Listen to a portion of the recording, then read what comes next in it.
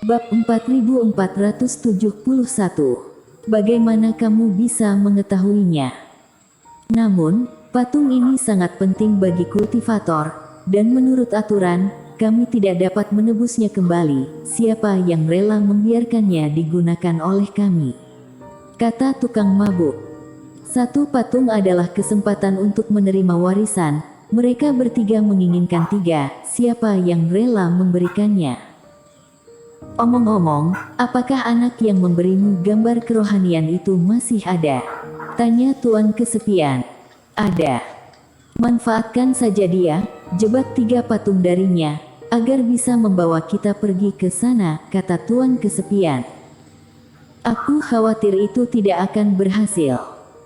Sudut mulut si tua serakah berkedut, merasa sedikit bersalah. Dia mengenal Eric Kin. Anak ini sudah pasti adalah orang yang pintar. Dia adalah orang yang melakukan sesuatu demi keuntungan. Dia sangat lihai. Dia sendiri belum pernah mendapatkan keuntungan dari anak ini sebelumnya. Bagaimana mungkin dia bersedia mengambil tiga patung untuk digunakan oleh mereka secara gratis? Adik ketiga, apa maksudmu? Tuan Kesepian terkejut. Aku mengenal Eric Kin ini. Aku sarankan kita membicarakannya secara langsung, kata si tua serakah. Meskipun anak ini licik, tapi dia mengerti prioritasnya. Dia seharusnya membantu kita. Ini sama sekali tidak mungkin. Tuan Kesepian mengangkat alisnya dan langsung menolak. Apakah kamu bodoh? Hal semacam ini melibatkan rahasia inti terbesar dunia jalan surga. Bagaimana kamu bisa dengan santai membocorkannya ke orang luar? Jangan khawatir, anak ini tidak tahu apa-apa. Dia tidak akan meragukannya jika kita membodohinya. Kalau begitu biarkan aku mencoba. Si tua serakah menghela napas. Meski tidak optimis, dia tidak mengatakan apa-apa. Tunggu, kami akan ikut denganmu. Ketiga tetua datang ke ruang gelap pada saat yang sama, tetapi tukang mabuk dan Tuan Kesepian tidak berbicara. Mereka bersembunyi di belakang. Eric Kin, apa yang kamu berikan sangat penting. Memang ada beberapa masalah di Laut Warisan, tapi kami bisa menyelesaikannya. Jangan khawatir tentang itu. Si tua serakah terbatuk pelan dan berbicara lagi dengan santai. Baguslah, kata Eric Kin. Tapi kenapa dia merasa bahwa apa yang dikatakan si tua serakah terlalu mudah? Pulau-pulau dan formasi yang dibangun Dewa Bintang hancur. Apakah si tua serakah benar-benar menganggap itu masalah sepele? Sekarang kompas dan pulau emas sudah tidak ada. Kamu pasti datang kepadaku karena kamu juga bingung bagaimana caranya untuk sampai ke tujuan, kata si tua serakah lagi. Bagus jika seperti itu, kamu siapkan tiga patung pusaka, lalu nyalakan sesuai dengan cara yang kukatakan dan aku akan mengiring seorang pemandu untuk membiarkan patung-patung itu membimbing kamu. Tiga patung untuk memandu jalan. Bukankah ada cara yang mudah seperti peta? Eric Kin mengerutkan keningnya.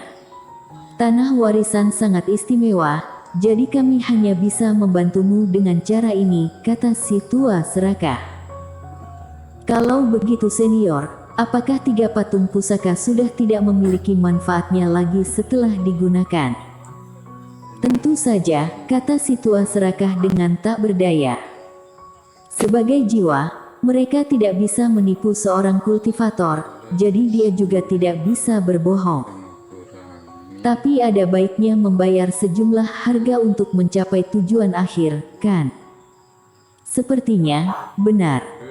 Eric Kin merasa sedikit aneh, tapi dia tidak bisa memahaminya untuk sementara waktu. Karena tidak ada masalah dan waktunya terbatas, jadi cepat bersiaplah. Melihat Eric Kin terdiam, si tua serakah buru-buru mendesak. Baik, tidak, senior, aku masih memiliki pertanyaan. Eric Kin hampir secara tidak sadar setuju. Dia terkejut dan tiba-tiba tahu ada yang tidak beres. Ada masalah apa lagi? Senior, aku hanya ingin berdiskusi. Pulau Emas secara tidak sengaja rusak, dan ada masalah dengan aturan milik Dewa Bintang. Kenapa aku yang harus membayar harganya? Erikin mengerutkan keningnya. Dan saat dia membuka mulutnya, pikirannya menjadi semakin logis. Selain itu, aku bukanlah satu-satunya orang yang kehilangan target, tetapi ratusan kultivator di Pulau Emas ini. Apakah ratusan orang ini perlu mengeluarkan 3 patung untuk memandu jalan? Jika benar, maka banyak kultivator tidak mampu membeli alat tawar-menawar ini. Jika tidak, kenapa senior berpikir bahwa jika aku mengetahui rutenya, aku pasti akan membaginya dengan yang lain? Jika aku menghargai patungku, bukankah orang lain akan menjadi korban secara tidak sengaja? Selain itu, meskipun aku membaginya dengan semua orang, ketika pada akhirnya memperebutkan warisan, aku kalah karena kekurangan 3 patung pusaka. Tanggung jawab siapa ini? Bukankah ini tidak adil? Senior, aku bukannya tidak rela mengeluarkan 3 patung, aku akan langsung menyetujui selama kamu bisa menjawab keraguanku. Setelah diinterogasi oleh Erikin, si tua serakah menjadi pusing. Menjelaskan, untuk apa aku menjelaskan? Ini adalah alasan yang kubuat, dari mana dia bisa memikirkan begitu banyak rasionalitas. Nah, siapkan saja patung itu sesegera mungkin, kemudian akan ada rute yang harus diikuti. Untuk apa kamu berbicara begitu banyak omong kosong? Jika kamu tidak setuju, maka jika kami tidak memberitahumu jalannya, kamu akan kehilangan warisan. Apakah mengerti? Si tua serakah tidak berbicara. Tuan Kesepian sudah tidak tahan lagi dan langsung mengancam. Dari sudut pandang Tuan Kesepian, Erikin hanyalah seorang kultivator muda, dan cukup untuk membuatnya sedikit takut. Dia tidak punya alasan untuk berdebat dengannya. Gawat sudah. Si tua serakah menepuk keningnya dengan putus asa. Tidak masalah jika Tuan Kesepian tidak berbicara. Kelihayan Erikin pasti memperhatikan sesuatu ketika dia mengatakan ini. Apakah orang ini adalah Tuan Kesepian? Benar saja, Erikin dengan cepat mengenalinya.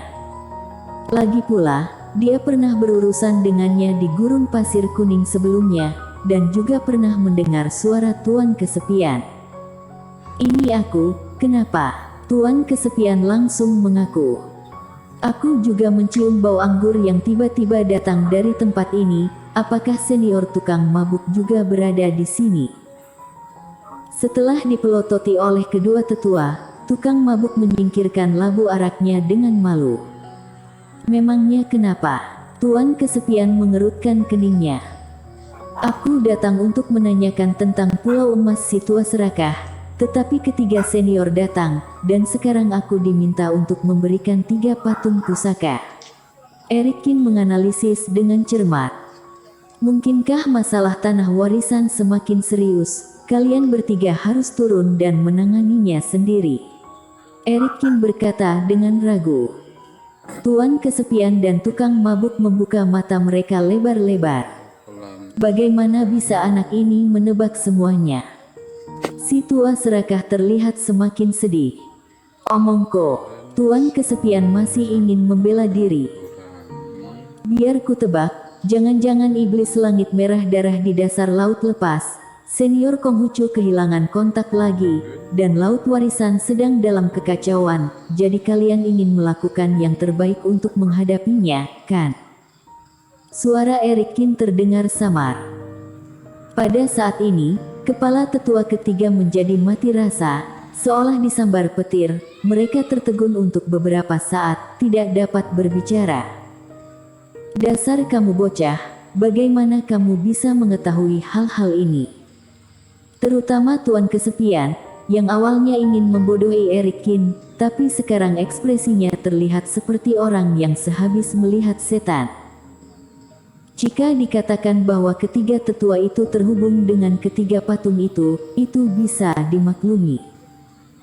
Tapi bagaimana dia tahu tentang iblis langit? dan dari mana dia mendapatkan petunjuk tentang hilangnya senior Konghucu.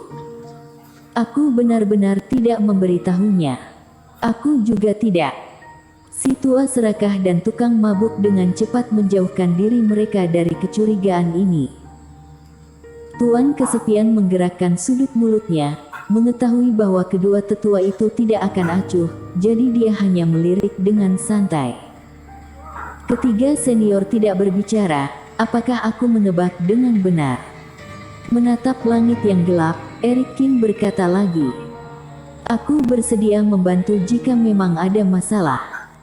Ketiga tetua terus diam.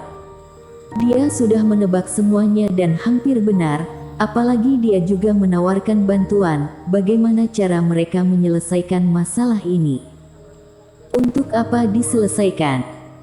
Aku sudah berkata bahwa Eric Kim sangat cerdas, jadi kenapa kita tidak mengatakan yang sebenarnya? Si tua serakah mendesah penuh emosi. Bersambung.